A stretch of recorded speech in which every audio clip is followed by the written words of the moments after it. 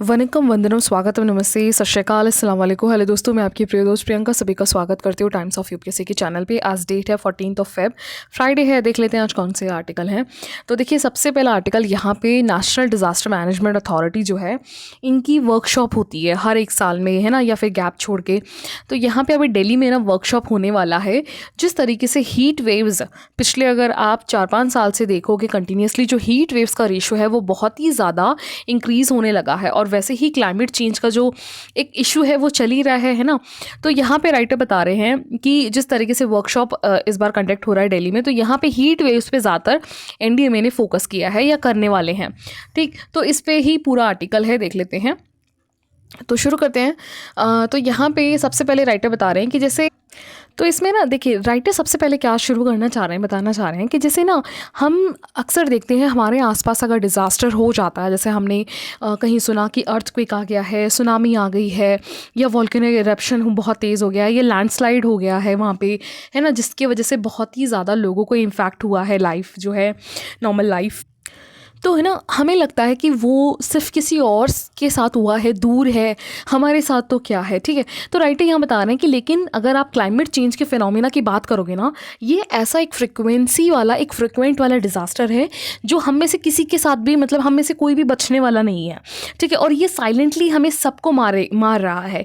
यहाँ पे अगर क्लाइमेट चेंज का वन ऑफ द एस्पेक्ट देखोगे तो हीट वेव्स का आप देख सकते हो, जिसमें क्या होता है कि टेम्परेचर इंक्रीज होती है आपकी नॉर्मल, जैसे प्लेन रीजन है, तो प्लेन रीजन का क्या होता है कि 30 से 32 डिग्री सेल्सियस टेम्परेचर इसका एक बियर टेम्परेचर है। हर प्लेन रीजन का अलग होता है, कोस्टल रीजन का अलग होता है, हिली एरिया का रीजन का जो टेम्परेचर होता है ना, बियरेबल, कि हाँ इतने टेम्परेचर तक लोग वहाँ सर्वाइव कर सकते हैं, ये नॉर्मली लाइफ को जो है स्मूथली हम रन कर सकते हैं।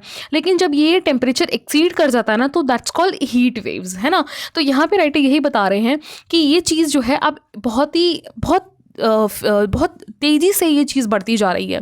तो इसी चीज़ को ध्यान में रखते हुए एनडीए में जो नेशनल डिज़ास्टर मैनेजमेंट है, उसने अभी जो है वर्कशॉप, ही तो हर साल होता है, तो इस बार जो है मेन फोकस इन्होंने हीट वेव्स वर्कशॉप पे रखा है। ठीक है, तो राइटर बता रहे कि देखिए, इस चीज़ का शुरुआत तो हमने पेरिस समिट से ही किया था, 2015 के जो प्लेड्स लिया था, जिसमें हम सभी नेशंस का ये प्लेज था कि 1.5 डिग्री सेल्सियस जो थ्रेशोल्ड है इंडस्ट्रियल रेवोल्यूशंस के बाद, उसको कम करना है, उसे हमें नीचे, यानी उसको और ड्रॉप करके 1.2 डिग्री सेल्सियस से 1.5 से ही नीचे लेस लेके जाना है, इसको एक्सीड नहीं करना।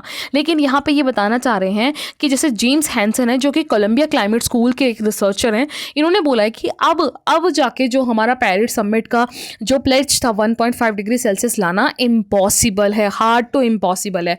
ठीक है, ऑलमोस्ट इम्पॉसिबल है, क्योंकि जिस रफ्तार से क्लाइमेट चेंज फ्रिक्वेंटली हर एक साल बढ़ता जा रहा है ना, उसको वापस बैकअप में लाना ये बहुत बड़ा चैलेंजिंग है। ठीक है, तो यहाँ पे राइटर बता रहे हैं जैसे 90% ऑफ इंडियंस है ना, बहुत ज़्यादा वल्नरेबल है हमारे हीट रिलेटेड जो फिनोमिना है, स्पेशली हेल्थ इश्यूज़ को लेकर। और हमारे इंडिया के अगर हेल्थ सिस्टम की बात करें तो ये ओवरबर्डन का ही काम करेगा, स्पेशली अगर रूरल इंडिया की बात करोगे।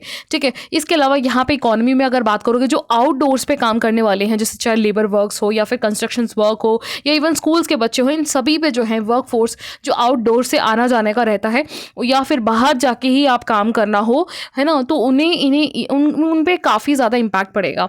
इवन यहाँ पे वर्ल्ड बैंक ने भी एक एस्टिमेशन किया है कि इंडिया की जो जीडीपी है, ठीक है, उसमें 2030 तक नियरली 34 मिलियन जॉब जो है वो लॉस होगी, सिर्फ और सिर्फ इस हीट वेव्स, सिर्फ और सिर्फ इस क्लाइमेट चेंज की वजह से। ठीक है, तो यहाँ पे टेम्परेचर जो है एक बहुत बड़ा एक्सेलरेटर बन रहा है, इवेपोरेशन को और इंक्रीज करेगा, वाटर की डिमांड और बढ़ेगा।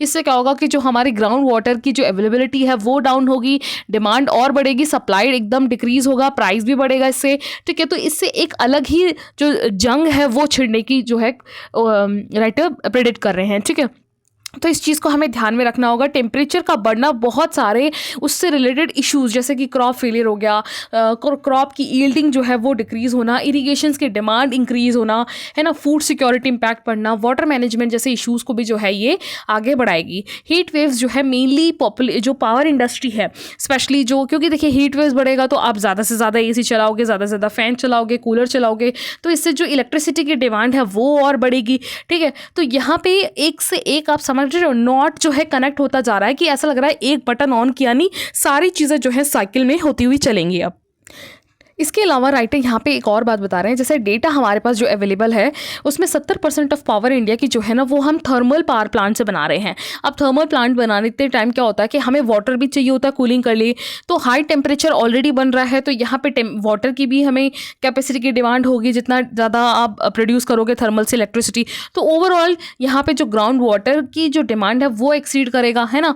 इसके अलावा यहाँ पे एनडीएमए ने बोला है कि अब जैसे चेयरमैनशिप है किसके अंडर में आता है, प्राइम मिनिस्टर के अंडर में आता है ये, ठीक है। तो यहाँ पे एक्टिव रोल काफ़ी अलग अलग स्टेट डिस्ट्रिक्ट्स है ना, छोटे छोटे जो डिस्ट्रिक्ट सिटीज़ है, यहाँ पे हीट एक्शन प्लान्स पे फोकस करने का जो है अप्रोच शुरू किया है, स्पेशली जो है हीट वेव से रिलेटेड, कि हीट वेव से लोगों को अवेयर करना वर्कशॉप के थ्रू कि हीट वेव से कितने सारे जो है इम्पैक्ट हो सकते हैं। हमें यहाँ पे हेल्थ को बहुत ज़्यादा प्रायोरिटाइज करना है, specially local governments, district magistrate है ना, स्टेट गवर्नमेंट्स के अंडर में गाइडलाइंस प्रोवाइड करवानी है, ठीक है। जैसे अभी अभी देखना, आप कहीं मत जाइए, अभी मार्च अप्रैल आने दो, जैसे ही अप्रैल शुरू होगा आपको पूरे न्यूज़पेपर में हीट वेव से इतने लोग मरे, इतने लोगों की डेथ हो गई, इतने लोगों को स्ट्रोक पड़ा, अब न्यूज़ एकदम से यही शुरू हो जाएगा देखना, है ना। तो ये भी हमें देखने को मिलता है। तो यहाँ पे पब्लिक अवेयरनेस प्रोग्राम पे राइटर जो है मेनली फोकस कर रहे हैं हीट वेव्स उनके प्रिवेंट के लिए।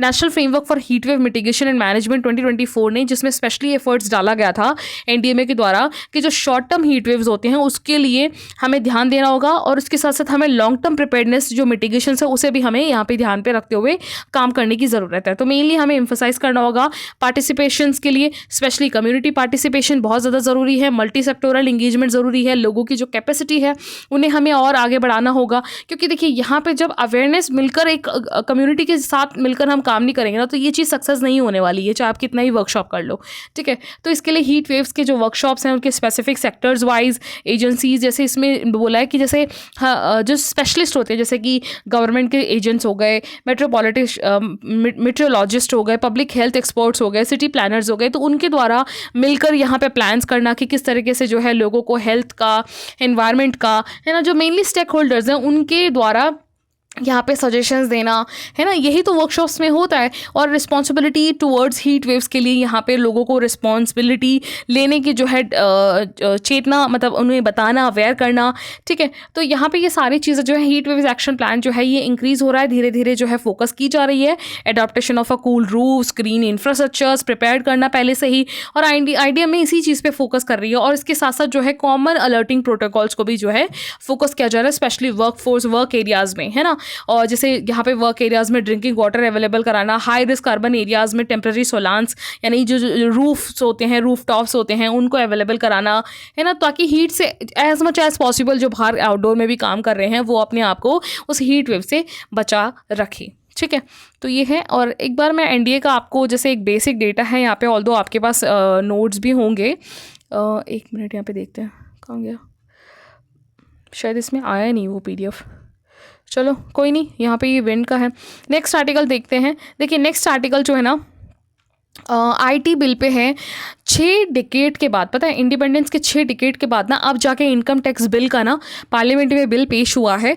तो यहाँ पे उम्मीद करी जा रही है कि ये पार्लियामेंट में दोनों ही लोकसभा और राज्यसभा में पास हो जाएगा, और अगर ये पास हो गया तो उसके बाद 1 अप्रैल यानी आने वाला जो सेशन होगा 2026 का, वहाँ से ये नया बिल जो है एक्ट बन जाएगा, न्यू आईटी बिल, यानी जो आपका इनकम टैक्स का जो बिल है वो नए तरीके से शुरू हो जाएगा, ठीक है। तो इसमें ये बताया बेसिक इन्फॉर्मेशन 622 पेज है, पहले 823 था, उसको रिड्यूस कर दिया, नए नए जो चीज़ें होंगी वो इस तरीके से इस सीक्वेंस में होगी, इंपॉर्टेंट नहीं है। लेकिन यहाँ पे कुछ कॉन्सेप्ट्स बताए, जैसे इन्होंने बताया इस नए वाले टैक्स में ना टैक्स ईयर करके जो है एक कॉन्सेप्ट लेके आए हैं। पहले क्या होता था, जैसे अभी तक क्या होता था असेसमेंट ईयर, जैसे फॉर एग्जांपल मान लीजिए किसी इंसान का अगर इनकम टैक्स देखना है आपको कि कितना इनकम है इसका, तो यहाँ पे 25 का देखने के लिए ना 2024 से 25 के मार्च 31 तक देखते थे, ठीक है। इसका 1 अप्रैल 2024 से 31 मार्च तक देखा जाता था कि इस बंदे का 2025 में इनकम क्या है, यानी पिछले ईयर का।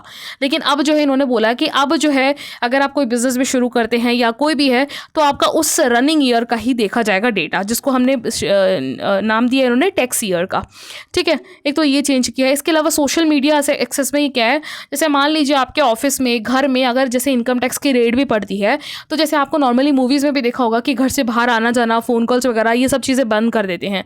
तो सेम अब जो है सोशल मीडिया यानी इनकम टैक्स वाले आपके पास आके आपके जितने भी सोशल अकाउंट अकाउंट्स हैं, जितने भी आपके पास ईमेल्स हैं, सोशल मीडिया है, जितने भी चीज़ें हैं ना, ट्रेडिंग प्लेटफॉर्म्स हैं, वो सारी चीज़ें आपसे मांग सकते हैं। सोशल मीडिया का सारा एक्सेस अब जो है आपको देना होगा, ठीक है। इसके अलावा क्रिप्टो करेंसी को भी as a non movable immovable property, जैसे कि हमारे पास लैंड होता है या और भी जो इमूवेबल प्रॉपर्टीज़ आती हैं, उसी में ही जो है, जैसे कि securities, billion, jewelleries, archaeological collection, उसी के अंडर में बिटकॉइंस को भी जो है इन्होंने वर्चुअल डिजिटल्स के एक्ट के अंडर वर्चुअल असेट्स के अंडर में जो है इन्होंने क्रिप्टो करेंसी को भी इसके अंदर इंक्लूड कर लिया है। यानी कोई पर्सन बिटकॉइंस वगैरह, क्रिप्टो करेंसी वगैरह का यूज़ कर रहा है तो वो भी इनकम टैक्स में आएगा, ठीक है। डिस्प्यूट रेजोल्यूशंस का बताया कि यहाँ पे फोकस किया जा रहा है और इस चीज़ पे फोकस किया जाएगा, जल्दी से जल्दी डिस्प्यूट हो के जो है सोल्यूशन लाया जाए।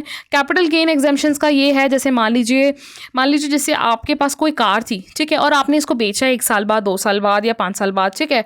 तो आपने जिस सेलर को बेचा, ठीक है, तो वहाँ पे उन्होंने क्या किया, थोड़ा सा उसको और ठीक ठाक करके जितना भी था बेयर पार्ट्स वगैरह उसको रिकवर करके उसने वापस उस किसी और कस्टमर को बेच दिया, ठीक है। तो जब सेकेंड हैंड में बेचते हैं ना, तो क्या होता है कि पहले इसमें एग्जेम्प्ट था कैपिटल गेन्स का, क्योंकि इससे कोई जीडीपी को फायदा नहीं हो रहा है। लेकिन अब जो है इस चीज़ को हटा दिया है न्यू टैक्स बिल से। इन्होंने कहा कि भैया अगर आप थोड़ा सा भी, जैसे अगर आपने इसको 4 लाख में लिया और वापस आपको इसको सही करके 6 लाख या 8 लाख में कार बेच रहे हो या कोई भी कैपिटल बेच रहे हो, तो अब आपके ऊपर जो है कैपिटल गेन टैक्स लगेगा, ठीक है। हटा दिया गया है पहले जो एग्जाम्शन था। टेबुलर इलस्ट्रेशन जैसे बहुत सारी चीज़ें यहाँ टेबुलर फॉर्म में दे रखी हैं, ठीक है। तो इनकम टैक्स का यही है, बाकी बस यही था बाकी तो, ठीक है। और जो भी भारतीय न्याय संहिता के अकॉर्डिंग जो भी जैसे कानून पहले आईपीसी और सीआरपीसी का होता था, ठीक है, तो यहाँ पे अब इन्होंने बोला है कि आईपीसी और सीआरपीसी को छोड़ के भारतीय न्याय संहिता के जो सेक्शंस होंगे वही जो है अब एप्लीकेबल होगा, है ना। और बस यही है, राइट। तो बाकी तो यही आईटी बिल, बाकी देखते हैं जब भी इम्प्लीमेंट हो जाएगा तो उसके बाद आ ही जाएगा। इसके अलावा यहाँ पे एक आर्टिकल है न्यूट्रिनो के ऊपर। न्यूट्रिनो क्या होता है कि ये स्टार के द्वारा प्रोड्यूस होता है, सुपरनोवा कॉस्मिक रेज के द्वारा या रेडियो एक्टिव के द्वारा बनता है ये, मतलब एक पार्टिकल सा होता है। तो यहाँ पे बताया गया है कि मेडिटेरियन में ये चीज़ देखी गई है सी के पास। तो साइंटिस्ट के द्वारा इन्होंने बोला कि मिल्की वे से, जो हमारा मिल्की वे है हमारे खुद के सोलर सिस्टम का, उसके आउटर साइड से वो आया है, ये जो न्यूट्रिनो है मेडिटेरियन सी में देखा गया है इसको, ठीक है। तो बाकी तो ये है। इसके अलावा यहाँ पे देखिए, आपको पता होगा अभी कुछ टाइम पहले जैसे ही श्रीलंका में इलेक्शन हुआ था, तो जो अभी प्रेजेंट की जो गवर्नमेंट है ना, वो प्रो चाइना है ना। प्रो चाइना से क्या होता है कि प्रो चाइना की वजह से क्या हुआ कि जो अडानी का जो प्रोजेक्ट होने वाला था उसमें उन्होंने विड्रॉ कर लिया था। तो यहाँ पे अडानी ने भी अपनी तरफ से बोल दिया है, जो इनका विंड पावर पे जो इन्वेस्टमेंट होना था 440 मिलियन का, तो अडानी ग्रुप्स की तरफ से भी बोल दिया गया कि हम वो विड्रॉ कर रहे हैं। ये बनने वाला था मन्नार टाउन और पुनरे विलेज में, श्रीलंका में है ये। ऑल्दो ये साइन हुआ था 2021 में और 2022 में पब्लिश हो गया था कि सोलर विंड पे जो है ये विंड प्रोजेक्ट पे जो है अडानी ग्रुप श्रीलंका में इन्वेस्ट कर रहा है, ठीक है। तो हमें हमारे एग्जाम पर्सपेक्टिव से विंड पावर के बारे में इंपॉर्टेंट हो जाता है। तो विंड पावर का थोड़ा बहुत मैंने यहाँ बताया, जैसे कि आप देख लो कि इंडिया की पोटेंशियल जो है कितनी गीगावाट है, 150 गीगावाट है, ठीक है। हमें और उसको बढ़ाना है। अभी जो है तमिलनाडु सबसे ज़्यादा लार्जेस्ट प्रोड्यूसर स्टेट है, इंडिया 4th रैंक पे है wind capacity overall world level पे, ठीक। इसके अलावा कुछ मेजर स्टेट जैसे गुजरात है, तमिलनाडु, कर्नाटक है, राजस्थान है, ये बहुत है। और Tamil Nadu as a second largest install wind capacity, sorry after Gujarat के बाद सेकंड है, फर्स्ट नहीं है, ठीक है। इसके अलावा यहाँ पे एनर्जी टारगेट की बात करें रिन्यूएबल की, तो यहाँ पे आपको पता है 5 नेक्टरल एलिमेंट पंचमित्र जो है इंडिया के द्वारा भी COP26 में भी अनाउंस किया था ग्लासगो में, है ना। उसमें से वन ऑफ द जो है रिन्यूएबल एनर्जी था पंचमित्र में, यानी 5 सेक्टर्स, डिफरेंट सेक्टर्स में पंचमित्र में हम फोकस करने की बात कर रहे थे, ठीक। इसके अलावा यहाँ पे 2030 तक कार्बन एमिशंस का टारगेट है, कार्बन इंटेंसिटी का टारगेट है हमारा 45 तक रिड्यूस करना। और रिन्यूएबल एनर्जीज़ में भी अलग अलग हैं, जैसे कि हाइड्रो का है, विंड पावर का है, small hydro, bio power, solar, इस सबको एक बार रिवाइज कर लेना, और जो इनिशिएटिव्स हैं गवर्नमेंट के द्वारा, ठीक। तो ये ओवरऑल आज का आर्टिकल था। Thank you.